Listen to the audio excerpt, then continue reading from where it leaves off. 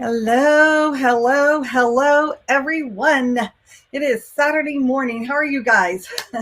I know that this is early for some of you over on the West Coast in California, Washington, all of that area. And for those of us on the East Coast, or those of you on the East Coast, it's lunchtime, right? And for those of us in the middle, it's kind of brunch. So grab your coffee. Get kind of your body moving and waking up, because this is going to be an amazing time together this morning. And I'm going to share with you everything you need to know about putting those applications together. So hello, Michelle. I see you watching. Say hello inside of the group. I see Margie there. I see Lori. Good morning, Lori. Good morning, Margie. Over on YouTube, we have a few different people saying hello to everybody this morning. So We're going to jump in. It's going to be a fun day. We are going to, good morning, Renee. We're going to jump in and we're going to talk about the application process itself and, kind of what you need to know and what your student needs to be using or adding into their application. So basically, good afternoon. Obviously, East Coast, Miss Debbie. And so we're going to talk about that. I'm going to give away a test prep in a box program, which will allow your student, it's both the ACT and SAT. It's an amazing program. And it's with a test prep company and Miss Teresa, who I work with continually, and she's amazing. And so I really have seen our kids that have worked with her have huge results. So that's our special prize for today. And hello, Perina. It's good to see you here. And I'm going to give away some of my books. I'll give away some books today, so you don't want to miss that. And I have a couple of announcements toward the end, so I'll go through those. But in the meantime, let's go ahead and let's get started. And we're going to talk about all things that are around the college admissions process, what you need to be doing. And let's talk about your journey. And let me just get my screen share going here. Perfect. You guys should be able to see that now. And again, we're going to talk about the journey today. So I'm going to jump right in. In the past, all week long, I've shared with you who I am, my background, my family, my history, that I'm a best-selling author, I'm a speaker, I'm a thought leader in our industry. I have an amazing family, and I love, love, love what I do, and I'm passionate. And so if you missed any of that, you can check that out in all of the previous videos. I will tell you, too, that I will be sending out this week a email that will have all the videos in it for replay. So if you can't find them in the Facebook group, which they're there, or on YouTube, you'll be able to watch them from that email. So let's get started, right? So basically, every family is on a journey. You're on a journey, and your journey is unique to you and your team, right? But there's one thing that I know that makes a student successful in this process, regardless of the fact that each of them have a different journey. Even though your journey is different, your students' passions are different, everything is unique. But those who have a game plan and know the process and what they're doing and have the knowledge that goes beyond just filling out that application have a greater amount of success. So we're going to talk about some of the things that you can do to increase your chance and to begin to put that game plan in place. And again, if you have a freshman here or a sophomore or junior, this is very vital to you as well, because knowing that process, even though it's going to change year after year, that's the one thing I can tell you that is consistent, is that every year, everything changes. So today we're going to jump in. We're going to start out with resumes, because I know a lot of you guys have asked me about resumes. And over to right here inside of the slide, you can see this is a basic template of what I use. So what I tell students is there's not a set resume. People do it a lot of different ways. I like to use the same format that the Common App, the Coalition. So when you look at those applications that your student is going to fill out, they're going to ask them inside the applications, like, what is the activity? What's the work experience? What's the summer experience? What's the award? They want to know what years it happened, and they want to know how many hours a week and weeks a year they do that. And then they want a description. And so this resume allows you to expand upon what you're doing. So your student wants to build out that resume, and they want to, having a lot of different things on the resume is perfectly fine. It's okay to have a lot of things, but really and truly, colleges are looking for students that go deep into specific areas. And I always say the biggest things you can do is to donate and demonstrate, meaning you do the activity, you go out and volunteer, you donate, and you demonstrate leadership and other things in that activity. So when you follow those 3 Ds, then your resume is going to be really great. Now, I'm not going to talk about building out your resume because we've done that earlier in the week, but I do want you to know that some of the questions that people ask me are, how many pages? Typically, you do not want more than 2 pages. The law, if it becomes 4 and 5 pages, then it just becomes overwhelming and the admissions officers aren't going to look at it. Remember, I told you, you have 7 minutes to impress them. So you want this to be concise. You want it to be the most important things that are going to grab their attention and really allow your student to stand out. You want to show you're uniquely you. So in the description area, that's where you're going to do that. You're going to show that leadership. You're going to show those things that are you pull in your values and your passions and things like that in how you write those descriptions. You do want to include action verbs. That's a really important thing. And you do not include your picture. That's one of the things that everybody asks is, oh, should I put my student's picture on the resume? No, you do not want to put your student's picture on the resume.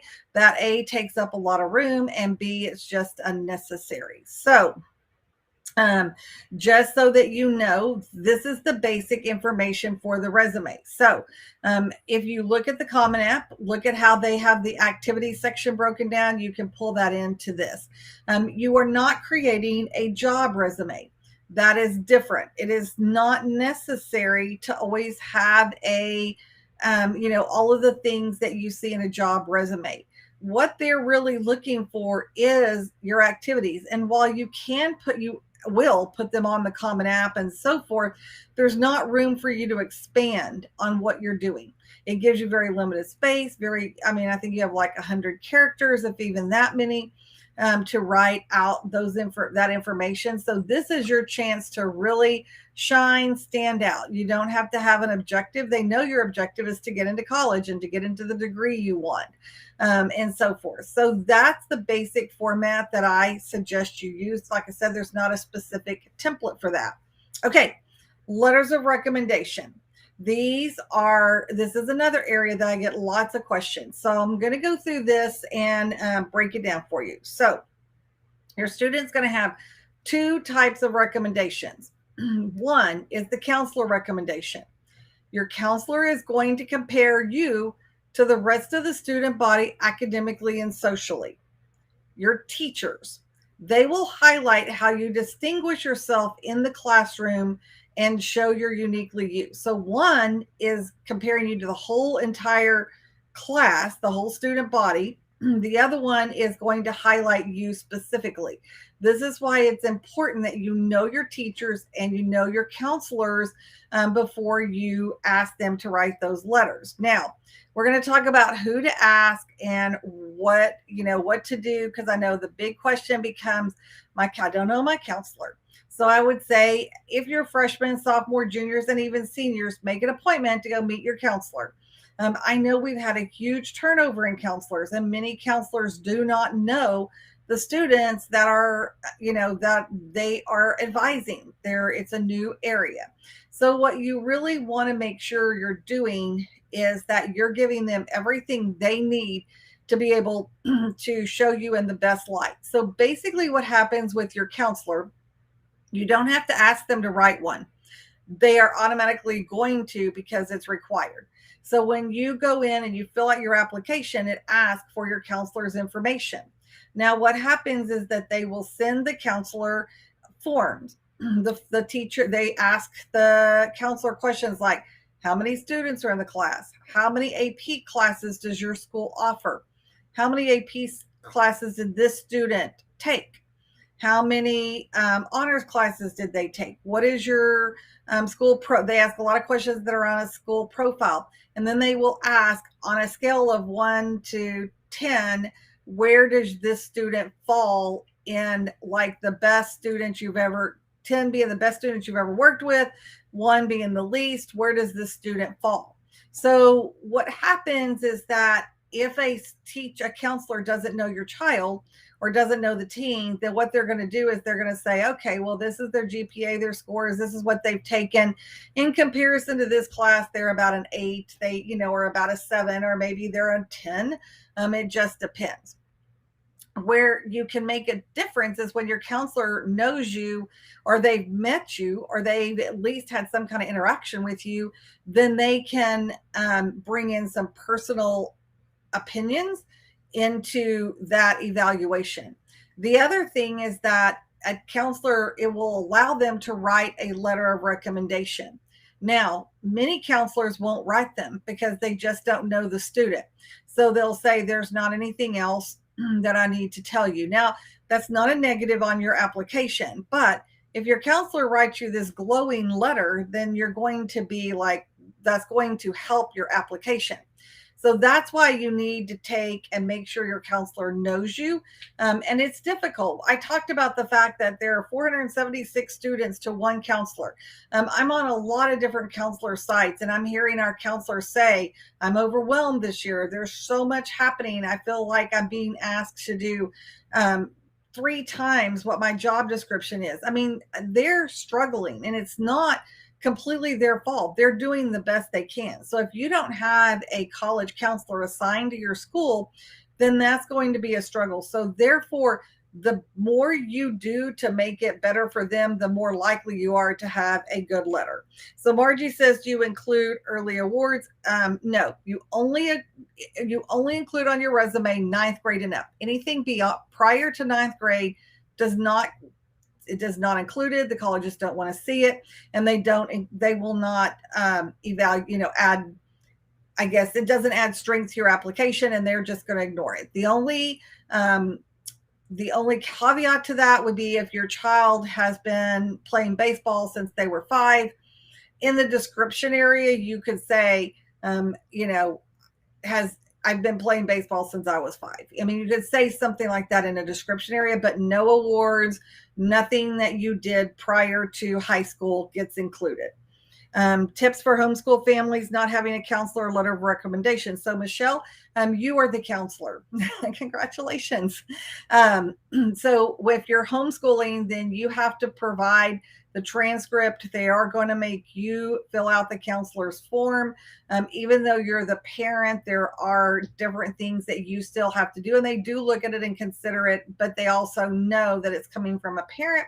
So they kind of take that in consideration. Teachers would be if you've done any kind of co-op classes or done anything where your student has worked with somebody else educationally, then those teachers can be added in as recommenders, and that's a really great thing to do for your students if you're homeschooling. Okay, so who are you going to ask teacher wise? You're going to ask your junior year teachers typically. If I know I've had some students say my junior teachers aren't here, or they quit, or we were online the whole time. I never met them. Everything was remote and everything was done behind the scenes. They just graded my papers. I never met them. If that's the case, only for this year, look at a sophomore teacher, a teacher that you met. Now, teachers have to be from your academic classes. And people ask me all this time, do I have to have teachers? Yes. Can I have my band teacher? Not as a teacher recommendation. Can I have my coach? Not as a teacher recommendation. Under the teacher recommendation, it has to be what we call the A through G courses, the core classes. So that would be your English class, your history classes, your science classes, or your math classes. That's it. And typically you want 2 to 3 academic teachers. That's who you're going to ask. Okay. If a student transferred high schools, can they ask her former teachers? And since they know her better, Christine, you can, on the Common App, it's kind of tricky in the way you have to do that.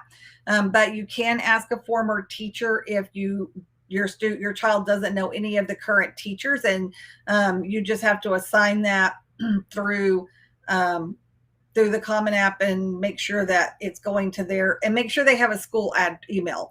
That would be the big thing. If a teacher quits and they're not at another school district, so they're not actually teaching, then you can't really add them. They want to have current teachers that are actually teaching at the school. And I know it makes it hard. It does make it very hard. Typically, if you can get 2, that's good. Very few schools ask for more than 2. We have some schools that say we don't need any. A lot of them will say they're optional. And if they're optional, you want to add them. And the one thing I have seen is that a lot of colleges are saying that they are looking at the letters of recommendation more because of the test optional, because of pandemic, because of all the other things they're having to look at these in a more serious respect, and they're adding more weight into your applications. So ask your academic teachers. Now, then there's an area where you can add other. Other recommenders are going to be your coaches. For those of you that homeschool, if you have somebody who has worked with your student that's not an academic teacher, that can speak to their character, their qualities, their passions, those things, if they a manager or somebody that they've worked with that has overseen them in a job situation, you can ask for that. Anybody who can actually speak into your child can be what's called an other, OTHER, recommender. And you really only need one, maybe two. You can ask for two people just so you have an extra one, but really you only get to add typically one other recommender. Prepare information to give to your teacher. Take them your resume. I build out recommendation packets. I'm not going to go into what that is because that's part of my programs. But in the you can definitely make sure you're handing off to those teachers your resume, any information that's going to help them better write those letters of recommendations. And do not just go in and put your teacher's name on the Common App and say, oh, Miss Smith is going to write my letter of recommendation without asking them. And I'm sure that none of you would do that, but I just have to say that because there are kids that will say, oh, I'm going to put all these teachers down for my recommenders. And then they've never asked them. And then the teacher's like, well, wasn't even asked. I don't know what to write. I'm not going to write. A lot of teachers have just general kind of a form letter type recommendation letter. And what they do is that they go in and they just fill in the blanks. And that what happens is that every letter that goes to that school from a counselor that's sent it out, the same letter or a teacher to 10 kids applying to that same school, they all say the same thing with one line changed. So in order to get a recommendation letter that's different, you have to give information and enough information to your teachers that they're willing to go in and write a better letter. So that's pretty huge. Make sure you show your uniquely you to them, that they know what your values are. They know the schools you're applying to. Tell your story and show your passion to the teachers in this packet.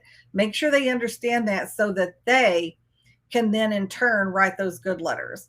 If you've had obstacles, talk about that so that if they know, well, you struggled academically and you've overcome that, or something's happened, or whatever that is, they need to know what was going on, because sometimes they don't. You think, or we think that, oh, my child is the lead in the school musical every single year. She's been in 10 musicals, or he's been in 10 musicals, and they've always had the lead. They're the star, and everybody in the school should know that. And they don't. If they're not attending those productions, they see your student in school, in class, maybe they know they're in theater, but they don't know what their passions are. The same thing with sports. Maybe they know your child plays baseball or football, but maybe they're not, or basketball, and maybe they don't go to any of the games. Maybe they don't really follow with that, so they don't know those things. Maybe they don't even know your child's in the robotics club. So all of those things are important for your teachers to know. And then I want to talk about, in the application, it always talks about waiving your rights to review the recommendation packets and so forth. And it tells you that you have the option to waive or not to waive. When you waive your rights, you're telling them it's okay for my teachers, my counselors, and so forth to send recommendation letters on my behalf.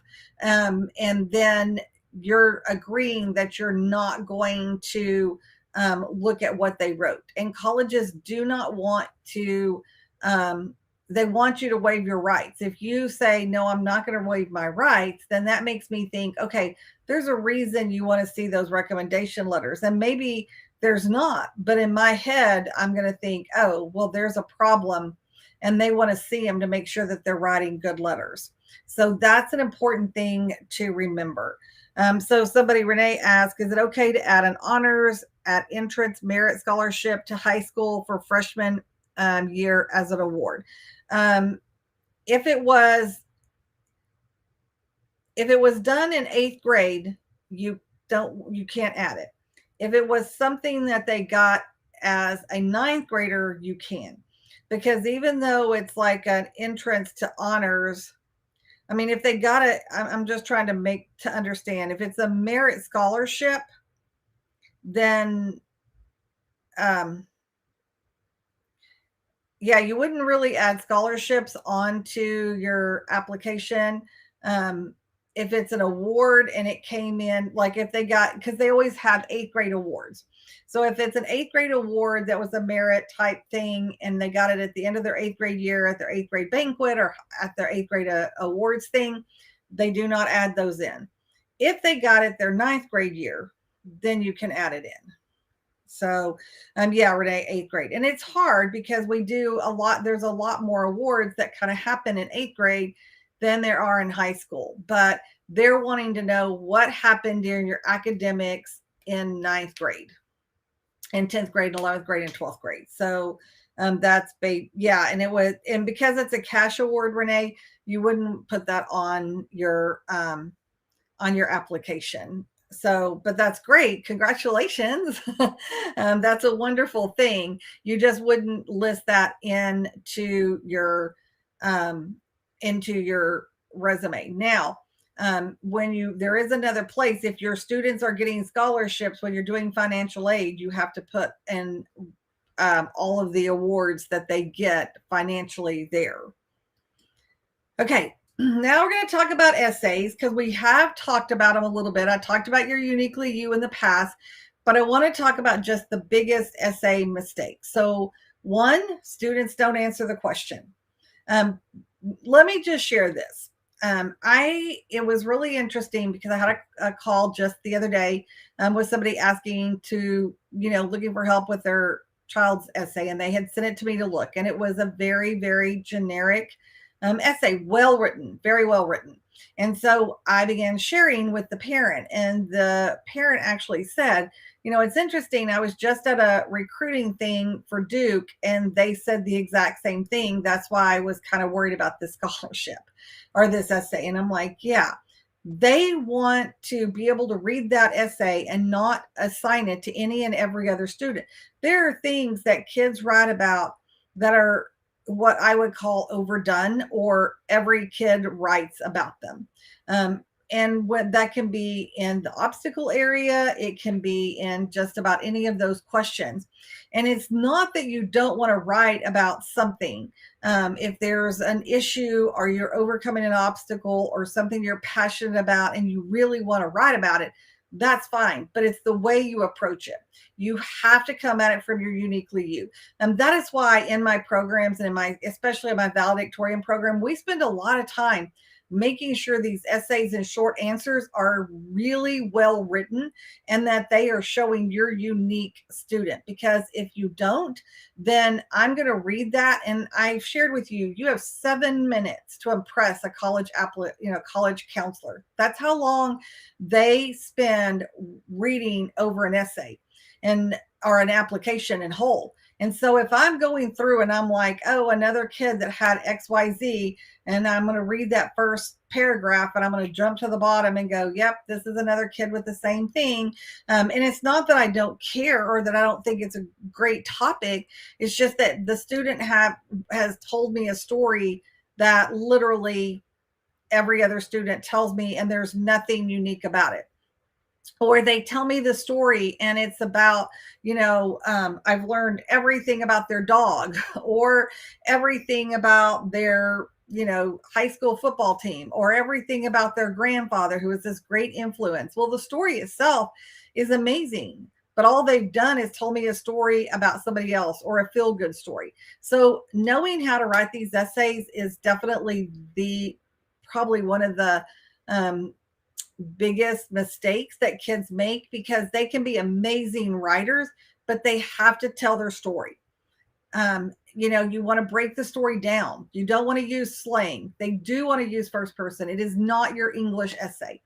That's what I say. And a lot of our English teachers, which is fine and great, are having our kids write essays, and they get a grade, and it's part of their curriculum. So that's all wonderful. But the reality is that the teachers are looking at them. They don't know, because they're educators and they're amazing and they're teaching English, but they're not college admissions experts. That's not what their job is. And so they're helping you write a solid English essay that's well drafted and has great, we've really gone in and, edited it, and we have great grammar, but it doesn't tell the story. It doesn't, I don't want to know the outcome in the first paragraph. I can't tell you how many essays I read in the first paragraph. I'm like, I don't need to read the rest of this, because it's just going to be filler, because you've just told me everything in the first paragraph, or you don't answer the question. I can read amazing essays and I'm thinking, this didn't have anything to do with the question. They didn't answer the question at all. Sorry, Christine asked a question about how will it impact us if a student decides to waive the rec letter. You want them to waive it. So I want to just, sorry about that. I just saw that popped up and I want to make sure I clarify. So on the recommendations, when it asks you, do you want to waive your rights? You do want to waive them. If you say, no, I do not waive my rights, that impacts your student negatively. Even though it says that it doesn't, it does have a negative impact, because what it's saying is that, no, I'm not going to let my teachers freely write about me, or my counselor to freely write about me, because I don't know that they're going to write good stuff. And so therefore I need to read it. And colleges technically, you are not allowed to read your letters of recommendations. They don't want you to. Many teachers will give them to you anyway. Many kids see them. And if your teacher decides to give it to you, that's great. You can waive your rights and the teacher can still give it to you, but you do want to waive your rights. So yeah, you're welcome for the clarification. Okay, back to essays. So these are the big things. Answer the question, tell your story, break your story down.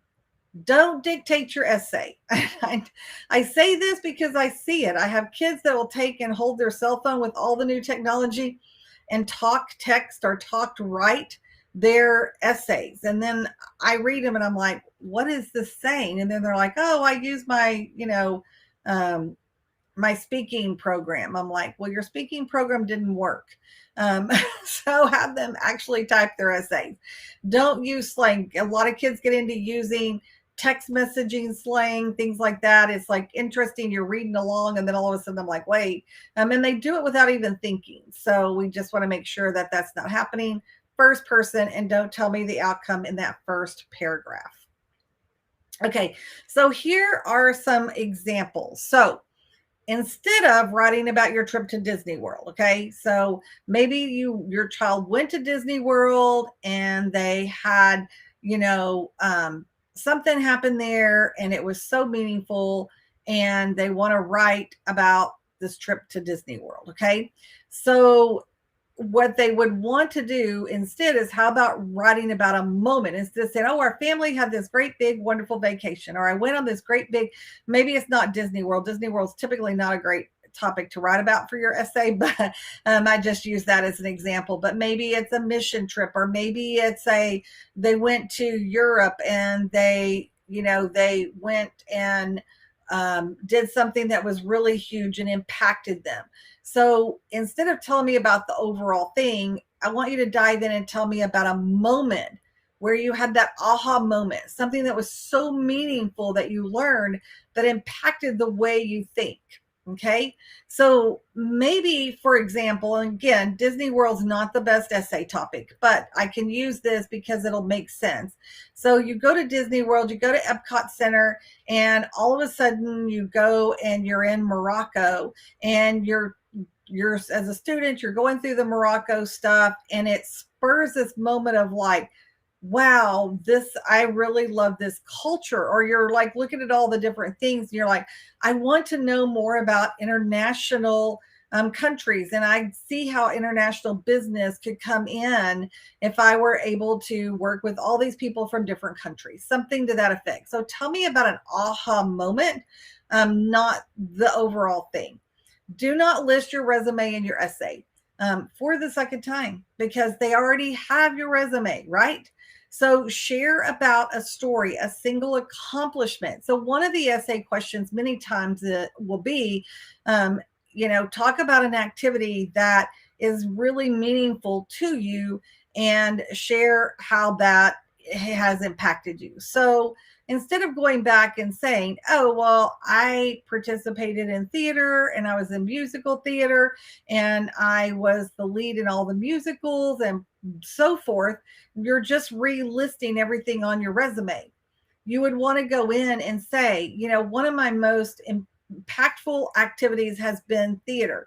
And the reason it's impactful is because it has allowed me to XYZ. I now have a broader perspective on life because of this, or this really impacted me and what I wanted to do with my life. I now know that performing and going out and being on the stage is something that is really important to me. Now, if that's true and you're a theater kid or you have a theater kid, every kid says, my goal is to go to Broadway. No, we're not going to Broadway. We hope we go to Broadway, but that's a generic type statement. So I use that. So it's kind of the same thing. You can take that same thing from theater and incorporate it into anything. You want to go out and save the world. You want to save the planet, or you want to create new robotic prosthetics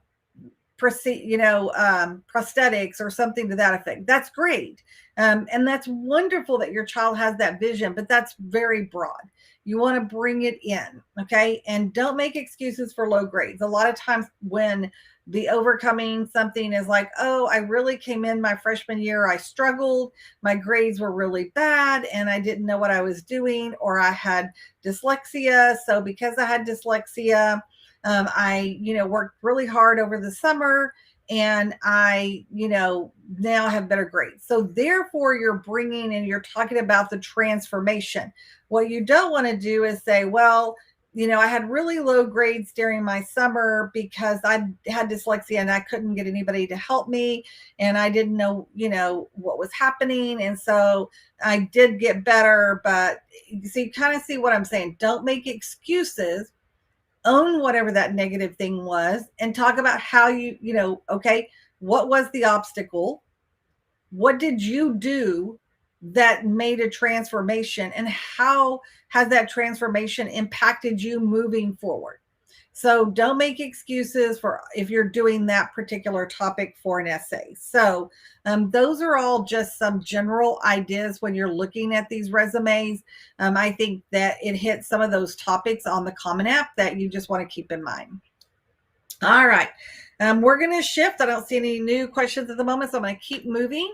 We're going to shift over into choosing when to apply, because that is another big topic that people ask about. There are so many decision plans, and everybody's like, what does that mean? So I'm going to talk and explain in depth what early decision binding, early action non-binding, a priority or fast track deadline, a regular decision, and a rolling admissions. So we're going to talk about all of those right now. So let's get going. Okay. Early decision generally is a November 1st, November 15th. Georgia has an October 15th.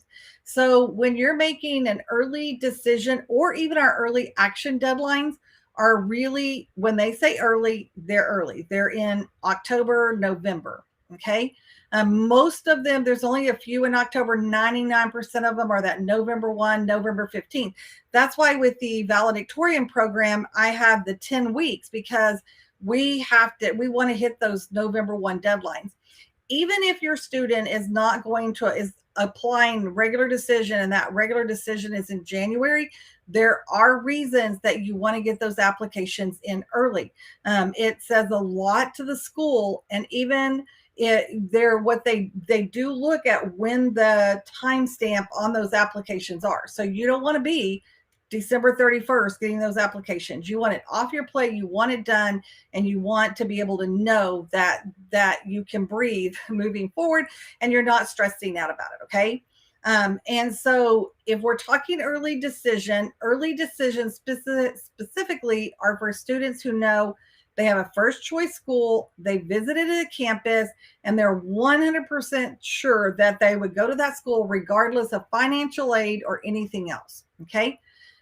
Early decision students are admitted at a higher rate, but this pool is the most competitive because when you're doing binding, you're going to get a ton of students that are all applying that have very, very strong academics, okay?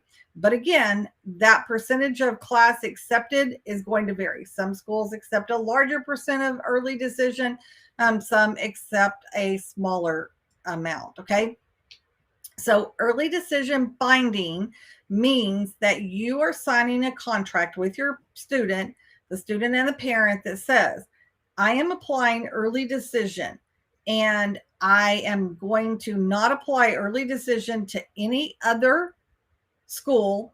And if I get accepted, I am signing this agreement that I agree that I will come to this school. So early decision binding, okay, we're talking binding, should only be if you're 100% sure of your school, the first choice. Your senior year grades do not need to be considered. Your junior year transcript is wow. You've already taken the SAT or the AC and you don't need to take it again.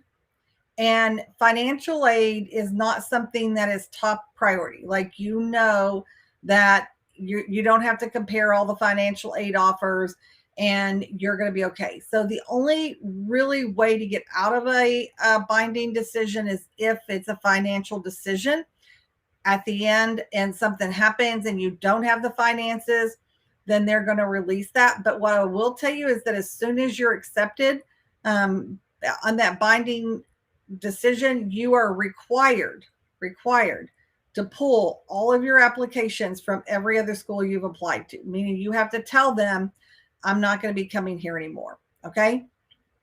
So that's early decision binding. Okay, now let's talk about early action. This is my favorite, and I suggest that every student apply early action when they can. You have strong academic credentials. You don't need your senior year grades again to strengthen your candidacy. You've completed all your testing, kind of the same thing.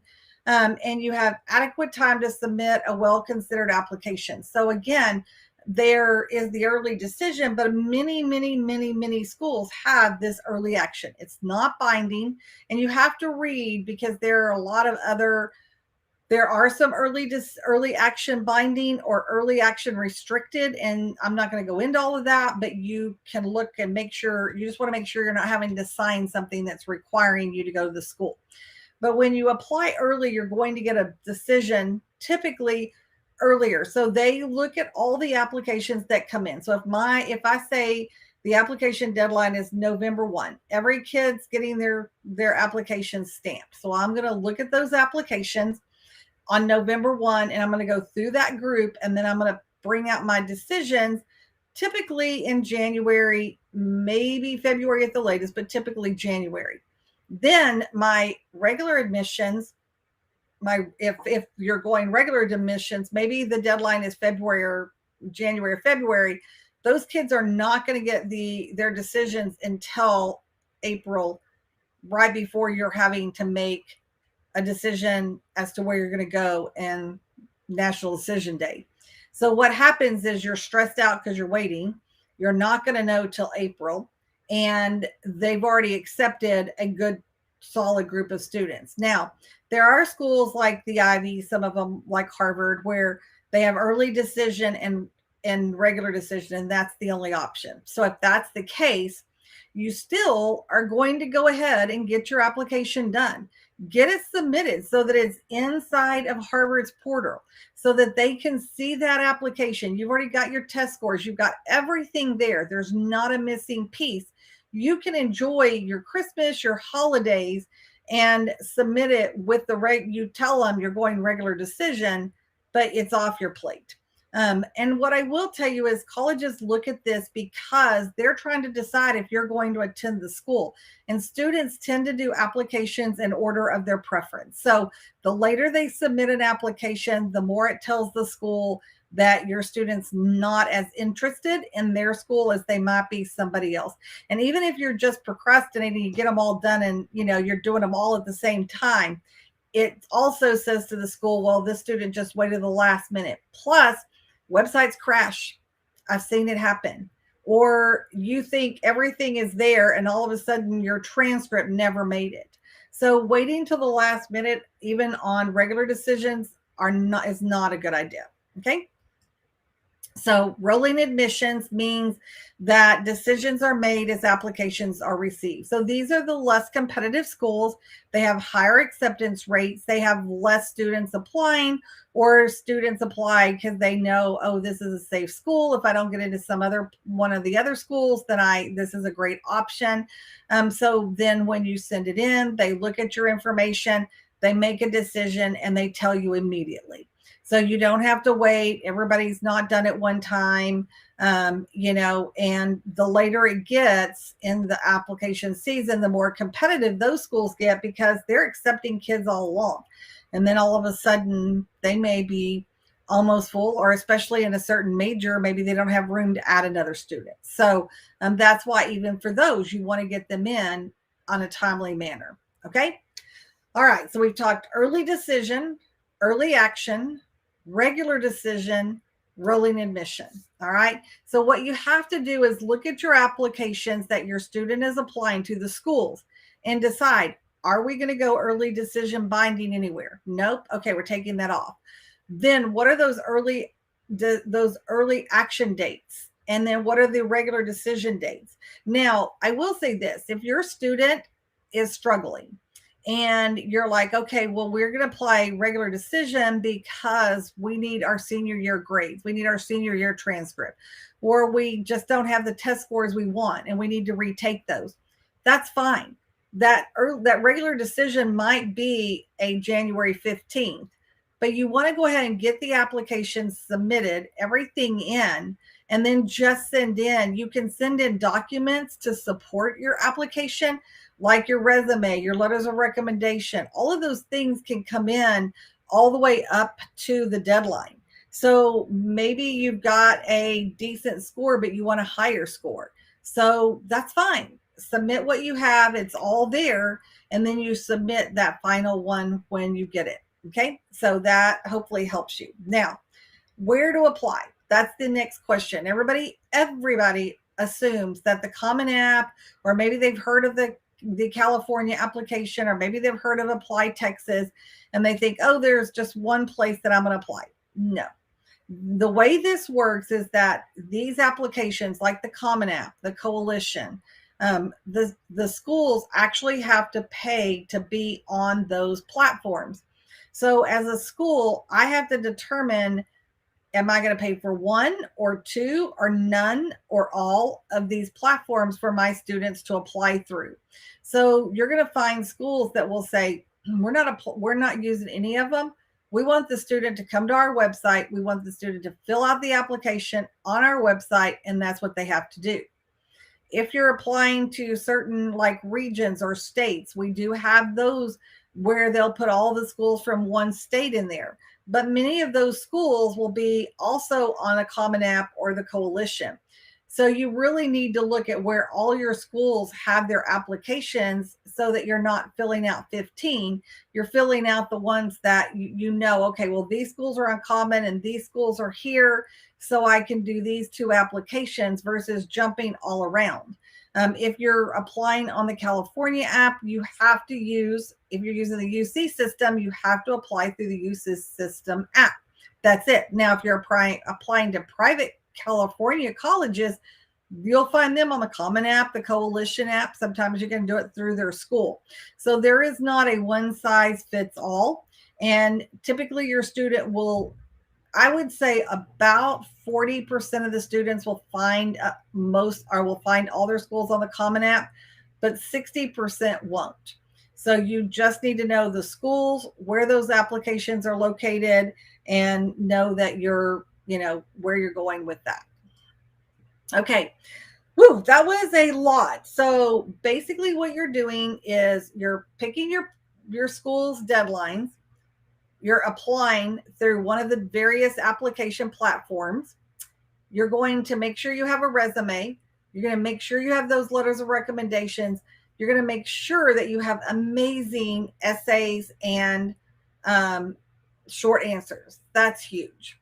So if you have questions, drop them into the chat. I want to make sure that I'm answering them because I know today this is a lot of information, especially being in the weeds. So I'm going to keep going while I'm looking for any comments and make sure that I don't miss, and I'm not seeing that I miss any from YouTube either. If you're on YouTube, make sure to drop those in. I can see those as well. Okay. So you guys are at a crossroads. I shared this last night. I opened up my new programs, and so I'll jump into that. Okay, real quick. Nicola asked, where do you submit your resumes? You're going to do that on the application platforms or in the school's back end once your student applies. Yes, Christine, this is also applied. So 90% of your stuff will be submitted online. If there's not a place, and every now and then you have a school that doesn't, then you'll need to mail in that information. But most of the time you can upload it, and that won't be a problem. So, okay. So again, you have two choices. And the one thing I would say is that one path, you're doing this alone. The other path, you have somebody along your side. And I want to encourage you, like I said the other night, don't go it alone. Okay. And I'm just going to go back through these in case you missed them. But college admissions experts like myself, we're on an average of 25 colleges per year. And so I am absolutely on college campuses, from our big schools to our small schools. And if I'm not on that campus, I am in seminars, webinars, connecting online with counselors and various other people. So I know what's going on behind the scenes. I know when people are shifting. I know what the new acceptance rates are. If they've suddenly decided that this particular school is looking for something very specific, then I'm going to know that, and I'm going to make sure my students know that. So we're constantly shifting on a dime, basically, to make sure that we are not missing anything. Students who work with experts are actually 3 times more likely to be successful for those that don't. And the student that I mentioned earlier about the essay, it was an amazing essay. It was great. But I know that the students, that essay is not showing who that student is. And an English teacher, somebody else that would read it would think, oh, what a great, feel-good, amazing story. But the admissions counselor sitting behind the desk is going to have read 10,000 essays that month. So, I mean, literally they're reading that many essays. So that story is going to be so similar to all of these other stories that it's not going to impact them. It's not going to stop the scroll or anything to that effect. Okay. 35% of our seniors are now working with experts, and we have students coming in now. Honestly, the sooner you connect and start working, the better your student is going to be able to stand out and not feel stressed at the end. The average high school counselor, I told you this, 476 to 1. Your student gets an average of 38 minutes with a personal high school counselor, and 60% of our school seniors never receive any college counseling. So if you don't know the system, and it has changed from when I went to school, when you went to school, even if you had students that went to school back in the early 2000s, this whole process has completely changed. And every year it's gotten more complicated and more confusing, which is frustrating. I get it. I feel like it's frustrating, but that's why I want you to work with me. I want you to stay connected. I have Accepted Academy. I have private counseling. I do one-on-one hours. I have a whole array of things, and you can stay here with me on social media. So I'm glad you're here, and I definitely want, to work with you. And so, Nicole, I saw that you said, how do we get help with writing a good essay? Obviously, I do that. And I would encourage you to look at and consider Accepted Academy, because it's not just the writing, it's really developing out that uniquely you so that they can go through the whole, it can go through the whole thing. Even if your students already started part of the application, then that's great. They're a little bit ahead of the game. But the pieces that we do inside the academy, we go so deep that your students' essays, that their resumes, all of those things are going to be strong and they're going to stand out in the process. So, but I do help with essays as well. And you do not copy and paste your activity. You copy and paste your activities from resumes. Um, it is redundant, but at the same time, it's not. So you do want to go ahead and put that information in, but you're going to develop it out more in your resume. And I know it seems crazy that you're putting it in two places, but you need to put it in two places. Because when they look at that resume, it comes out in a PDF form and they just quickly scan through it. When they have your resume, then it's more built out. It gives more strength and it's deeper, and they're able to go, oh, now I understand what this was. Okay. So I'm going to present to you, just like I did for those of you, I know many of you have seen this, but I want to talk about the Accepted Academy. These are some of my current seniors, not all of them, but these are some of them that are working with me inside the academy. And I'm super excited about having them and working with them, and they're doing amazing. So I have two programs, Purposeful Parent and the Valedictorian. The Valedictorian is for our class of 2022 only. So it's for our seniors. Purposeful Parent is for all of you guys who are younger, who are freshmen, sophomore, juniors. Obviously, seniors can join into this, but we're not going as deep. It's not the actual application. We're preparing you. We're helping make sure you know how to build out that resume, what they're looking for, what you need to know when you're building out that college list. So it's all the things to help your student really be successful and guide them through it. That's what Purposeful Parent is. So it's obviously for parents of college-bound teens. So inside this, you get a monthly action plan. We gather on Zoom. It's a once a month meeting, so it's not overwhelming for those of you who are younger and you're enjoying those things, but it starts getting your child to understand the college process. So many times parents attend, sometimes parents and students attend. It's open to all. And anytime there are member-only events, you're invited to those. I bring in guest experts. We bring in people to talk about how to fill out the FAFSA. I'm going to bring in people who are going to talk in depth about test prep and how to choose test prep and all of those things. You get recordings. So if you miss it, you're absolutely able to come back and watch that without any hesitation. It's all there. All the resources are there. So I know that everybody's not going to make it every month. And that's why you have everything you need to go back, watch it, get the resources, and you have access to ask questions. You get a resource vault, my book, a community, but the big thing is you have me by your side. So when something crazy happens or you're like, oh my gosh, what do I need to do? You're able to ask those questions and you don't have to go to 14,000 people or get advice from one of your friends, one of your kids' friends' parents who did this 2 years ago who think that what they're telling you is right, because it may not be. And you're going to get a scholarship training and a scholarship database. That's all included inside of the Purposeful Parent. Like I said, it is an amazing program, and my families that are here love it. They get a lot of information and they have access to me. I think that is probably one of the biggest things, in addition to all of the other things that we've talked about. And the cost for it is $99 a month. You can join. There's no long-term contract. You're paying $99 a month for Purposeful Parent.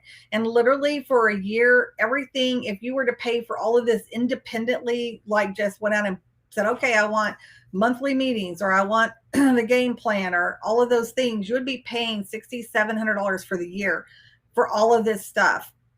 And you're getting it for $99 a month. So it's an amazing program. And Georgette was our huge winner, our big winner. And I'm super excited. We've already connected.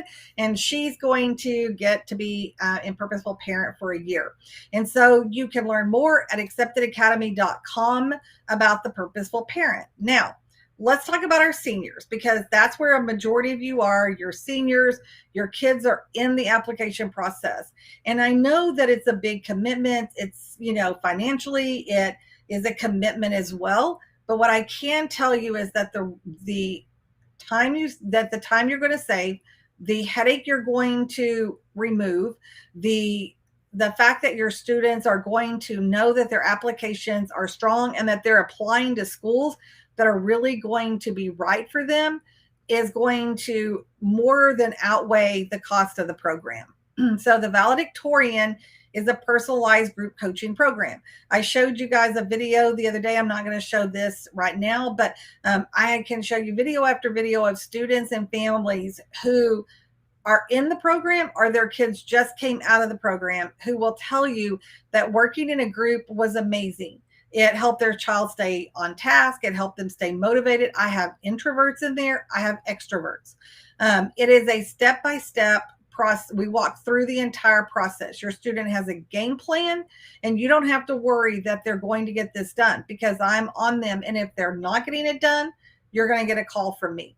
So I'm there to make sure that this is all happening. And you're going to walk away with confidence that your student is going to be successful in this process. Okay. So what's included? We do have monthly training calls. The program is all the way through your child's senior year. We go all the way through May, where we make final decisions and you say, yes, National Decision Day, you hold up your pennant and your child says, this is where I'm going to go. So the program goes for the entire time. So I do want to make sure that's clear. But we jump in and we do 10 weeks. It's called 10 weeks to done. And in those 10 weeks, we're going to dive in and we're going to figure out and make sure your student's college list is strong. We're going to develop out their uniquely you. We're going to write essays that are going to, really stand out. They're not going to be those generic essays. Their short answers are going to be amazing short answers to those questions. So every essay is going to stand on its own, because your student is going to we're going to brainstorm with them. We're going to work with them, and we're going to help them know what to be writing. We're going to edit it. We're going to send it back to them. We're going to go back and forth until those essays and those short answers are really strong. Okay. So you get those reviews. You're not going to have to worry about, oh, I wrote it and now who's going to look at this? They're going to get software that's going to give them timeline. They're going to know their assignments each week. They're going to be able to walk through this and know that at the end of 10 weeks, and some of them may be sooner. It depends on your student. It depends on your college list, all of that stuff. But by that November 1 deadline, we're going to be submitting. So regardless of what they're choosing, even if they're choosing regular decision, they're going to be able to breathe and know, okay, it's done. Now, what do I need to focus on? They can turn their focus to scholarships. They can turn their focus to enjoying their senior year. So it depends on that student as to where they are. Then after that, we will still continue to dive into topics like, what happens if your child gets deferred? What do you do? And the colleges want you to add to your application. How do you add to an application? What if your student gets a wait list or decision? Do you stay on the wait list? Do you not? What if they need to have an interview? We're going to talk about how to interview, because interviewing now is done through Zoom 90% of the time, and helping your child know how to interview online is going to be a big part. What if you need to go back and appeal your decisions, your financial decisions? Maybe you're unsure, things change. What the tax, 2020 tax return says where you're at now is completely different. How do you appeal those decisions? I'm going to help you know how to do that.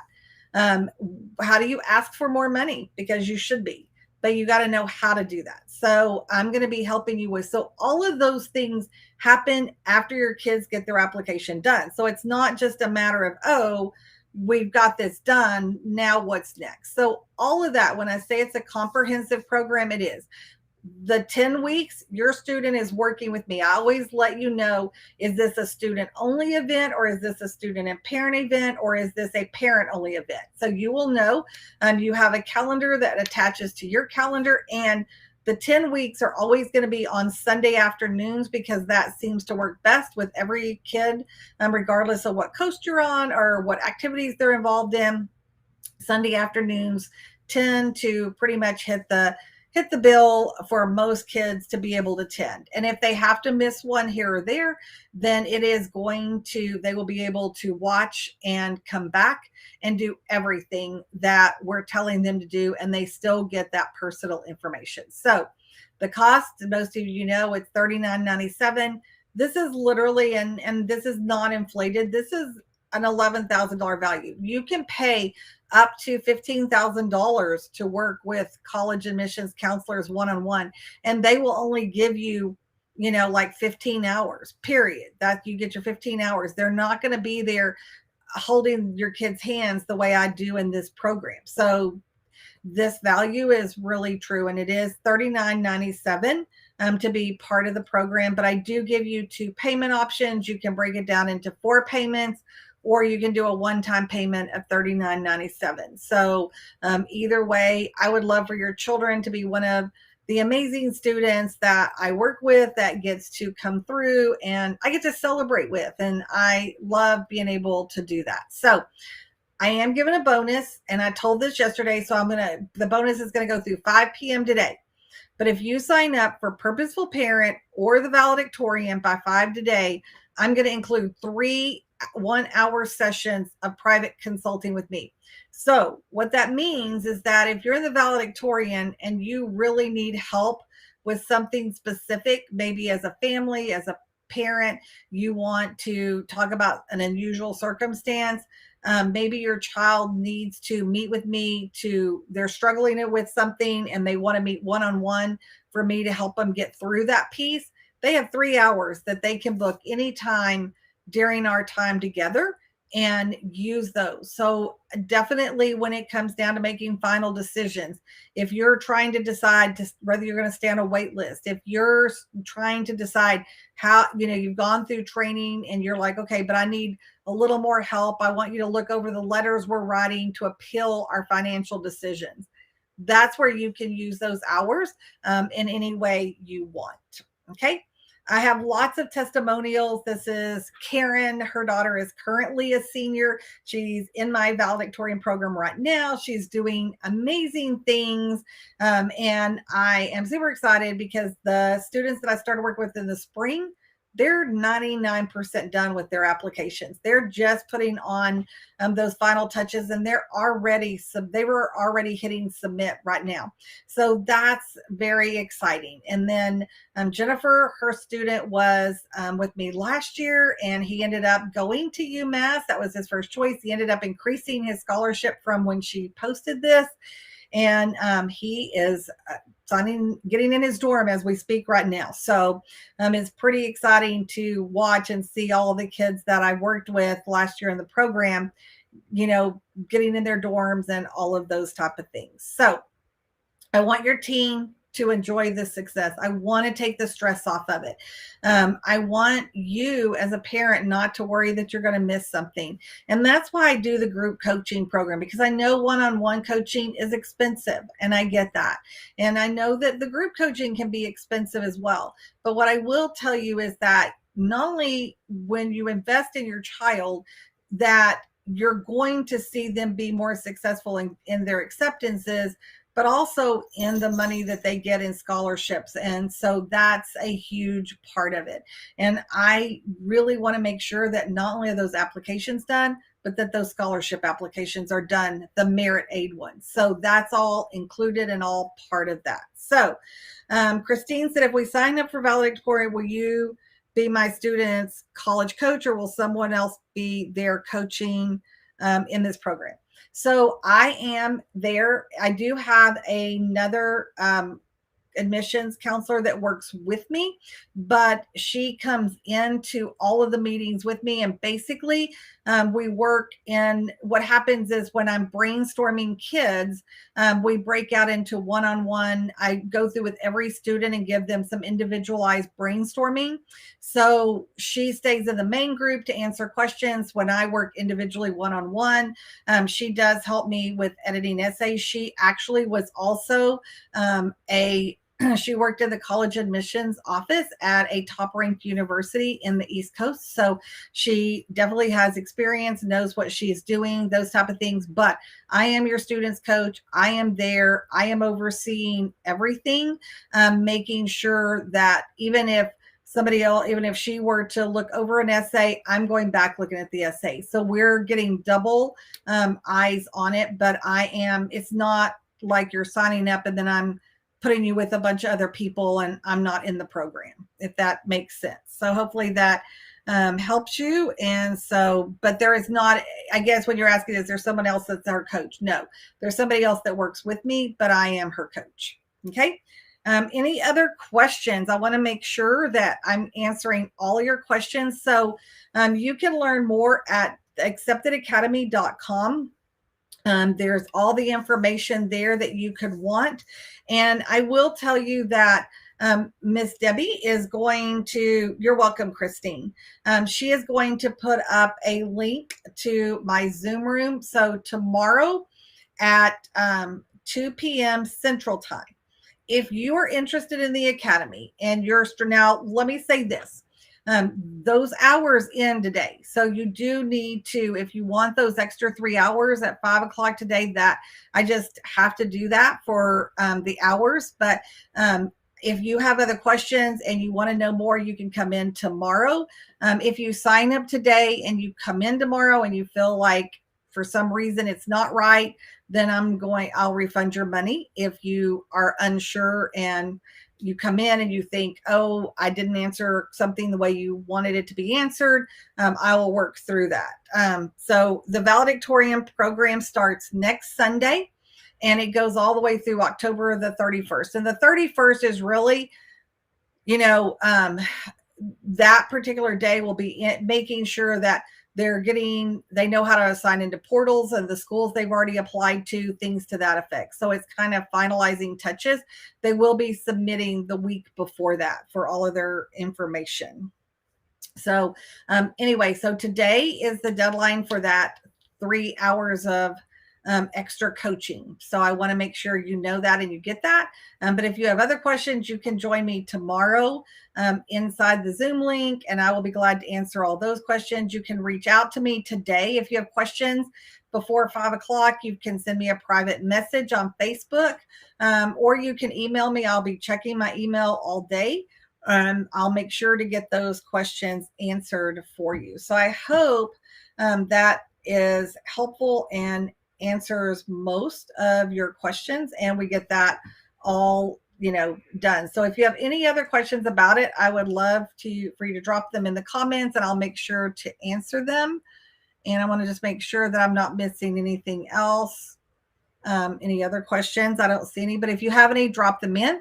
But or if you have questions about anything we taught today too, I want to make sure you guys are good to go and that you've got all the questions you needed answered for today answered.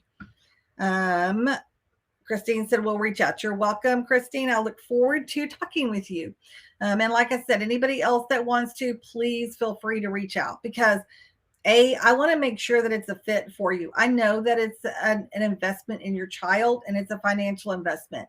And so I do want to make sure that any concerns you have, any of those things are answered. So if you're wanting to join, get those 3 hours, make sure to send me a private message today, email me something. I will make sure to get back in touch with you.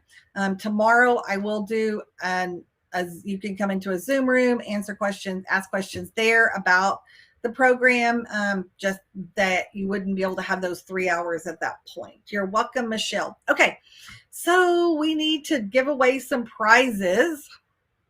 So I am going to, let me get our wheel up. I've got lots of people's names on the wheels. And so I am going to share the first gift we're going to give. The first prize is the test prep in a box. So who wants the test prep? Say, woohoo, yes, I want a test prep. I know that for some of you, your students may be past that, but a lot of you are still like, we want to get that score up. And I'll say this too. You can always submit scores after you've applied.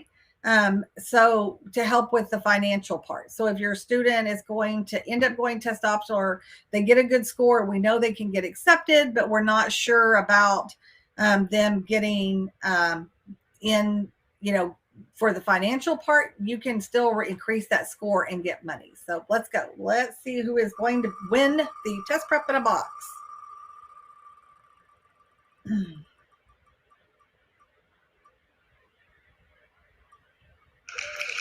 Michelle. I think I've seen Michelle's here, right? Did I see Michelle? Michelle, yes, she just said woohoo.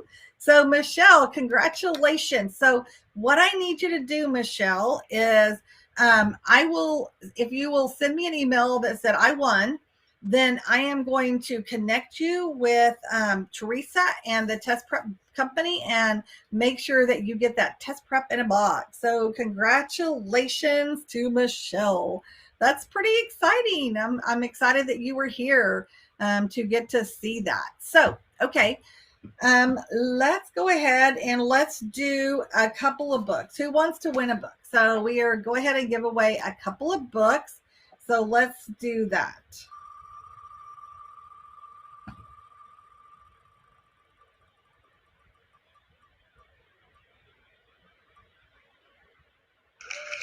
Julie Crindell. So congratulations, Julie. I don't know if Julie's here. I don't know that I saw her name, but maybe. So we will make sure, Julie, if you're watching this in repeat, if I need to get your physical address. So we'll be reaching out to you, or you can send me an email and get that so I can get your physical address. Now, let's give away another book. I feel generous this morning.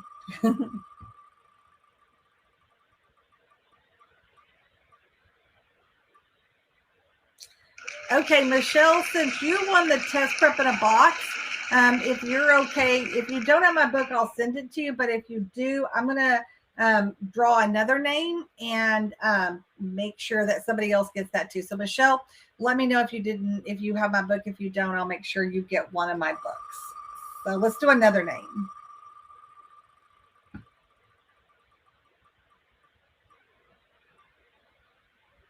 Christina. Yeah, who, Christina? I know you're on here because we've been answering questions. So congratulations, Christina. And definitely get me your address when we chat a little later. I will make sure to get that information from you so that we can get you that book.